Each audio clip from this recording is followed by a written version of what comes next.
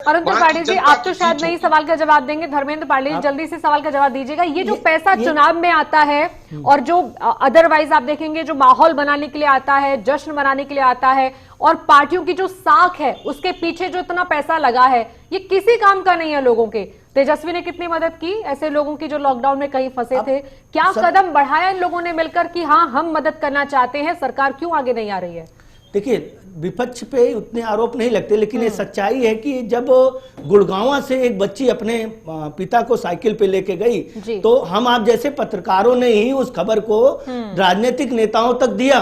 लेकिन आप देखिए कि विपक्ष की पार्टी है गुड़गांव में, हरियाणा में कांग्रेस का कोई भी नेता उसके ऊपर नहीं आया। हाँ, वो अलग चीज है कि कुछ दिन बाद प्रियंका गांधी ने उसको ट्वीट किया, उस पर अपनी बात रखी, लेकिन बिहार का भी कोई नेता ये सामने नहीं आया कि 1000 किलोमीटर एक बच्ची साइकिल से जा रही है तो क्या, सुनिए एक मिनट, मैंने आपकी बात में नहीं बोला था, तो उस टाइम पे कहीं से नहीं आया कि उत्तर प्रदेश में या बिहार के बॉर्डर पे कहीं कोई कांग्रेस का नेता या आरजेडी का नेता आकर के जो बचा हुआ रास्ता था वो उसके लिए सुगम कर देता। तो ये सिर्फ अपने फायदे की बात होती है।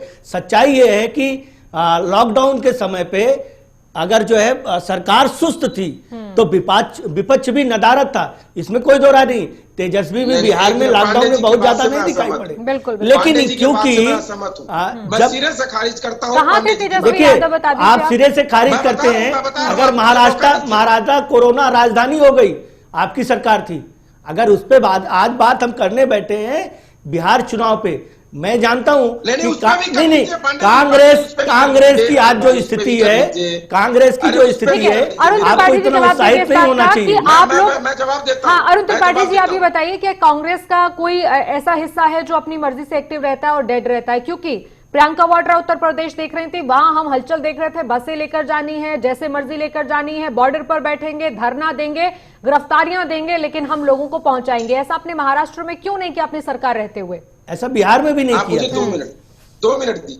दीजिए पांडे जी। आप तो प्रियंका जी का जिक्र ही नहीं कर पाए। आप तो बोल रहे थे विपक्ष नादारद थी, सुस्त थी। अगर प्रियंका जी वहां पास भेजी थी तो कौन था, सरकार के? महाराष्ट्र का जवाब दीजिए जहां पर अपनी सरकार थी। तेजस्वी यादव उस लड़की से जाकर के मिलते हैं और 5 लाख का चेक देते हैं, और कौन था? सरकार था। तेजस्वी यादव सरकार में थे, जब वो घर पहुंच गई तब जाके मिलते हैं ना। सुन लीजिए, यूथ कांग्रेस के सभी साथीगण पूरे देश में साझी रसोई चल रही थी, लोगों को उनके गंतव्य तक पहुंचाया जा रहा था, जूता चप्पल तक हम लोग रास्ते में दे रहे थे, पानी पिला रहे थे। कौन था? विपक्षी था। कौन सी बात कर रहे हैं?